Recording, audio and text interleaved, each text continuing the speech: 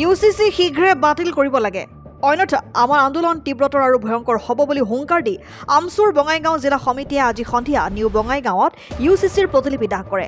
আমচু জিন্দাবাদ, ইউচিচি আমি নামানো, ধৰ্মীয় অনুভূতিত আঘাত কৰা নচলিব, বিজেপি চৰকাৰ হাই হাই ধ্বনিৰে ইউচিচিৰ প্ৰতিলিপি দাহ আমচুৰ সমৰ্থকসকলৰ। পুনৰ জনাইছো এটা ব্ৰেকিং নিউজ, ইউচিচি শীঘ্ৰে বাতিল কৰিব লাগে, অন্যথা আমাৰ আন্দোলন তীব্ৰতৰ আৰু ভয়ংকৰ হ'ব বুলি হুংকাৰ দি আমচুৰ বঙাইগাঁও জিলা সমিতিয়ে আজি সন্ধিয়া নিউ বঙাইগাঁৱত ইউচিচিৰ প্ৰতিলিপি দাহ কৰে। আমচু জিন্দাবাদ, ইউচিচি আমি নামানো, ধৰ্মীয় অনুভূতিত আঘাত কৰা নচলিব, বিজেপি চৰকাৰ হাই হাই আদি ধ্বনিৰে ইউচিচিৰ প্ৰতিলিপি দাহ কৰে আমচুৰ সমৰ্থকসকলে। আপোনালোকে জানে যে ইতিমধ্যে অসম বিধানসভাত ইউচিচি উত্থাপন কৰিছে আৰু আমি এই ইউনিফৰ্ম চিভিল কোডক যি আইন আনিব খুজিছে, এই আইনটোক আমি সদৌ অসম সংখ্যালঘু ছাত্ৰ ইউনিয়নৰ নামছে তীব্ৰভাৱে নিন্দা কৰিছোঁ আৰু গৰিহণা দিছোঁ। এইকাৰণে গৰিহণা দিছোঁ যে ধৰ্ম নিৰপেক্ষ এটা দেশত ধৰ্মৰ নামত আইন প্ৰণয়ন কৰা হৈ আছে।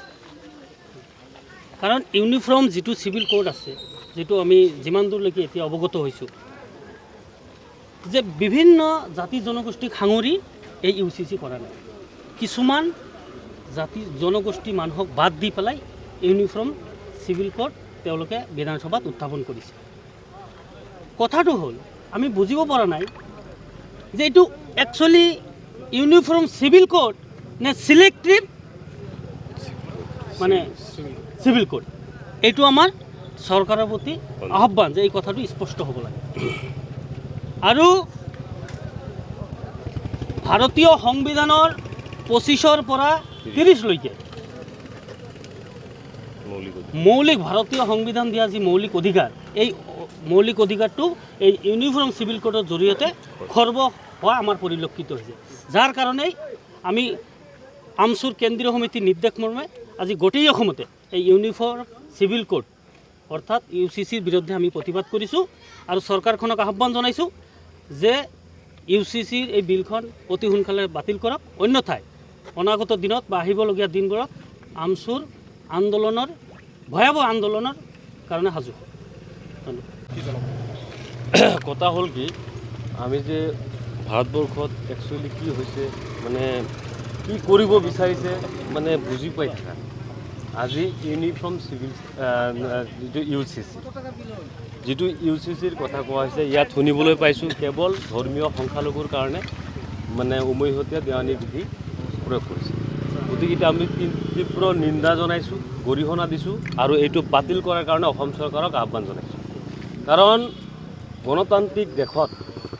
এখন গণতান্ত্ৰিক দেশত ভাগ ভাগ কৰি সংবিধান বলবৎ কৰাটো কিমান দূৰ যুক্তিসংগত সেইটো আমি মানি ল'ব পৰা নাই।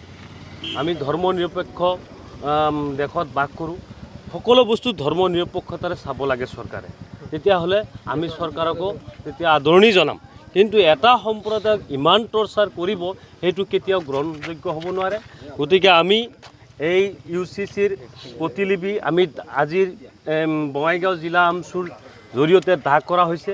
গতিকে এইটো আমি অসম চৰকাৰক দাবী জনাইছোঁ, যদি এই ইউচিচি বাতিল নকৰে তেনেহ'লে আমচুৰ আন্দোলন চাই থাকিবলৈ চৰকাৰক আমি কিমান কৰিব পাৰোঁ চৰকাৰক চাই থাকিবলৈ আমি আহ্বান জনাইছোঁ। গতিকে আমাৰ আন্দোলন তীব্ৰতৰ হ'ব, ভয়ানক হ'ব, এইখিনি আমাৰ ক'বলগীয়া। গতিকে অতি শীঘ্ৰেই এই ইউচিচি আইন বাতিল কৰিব লাগে। News desk report, N24 Assam.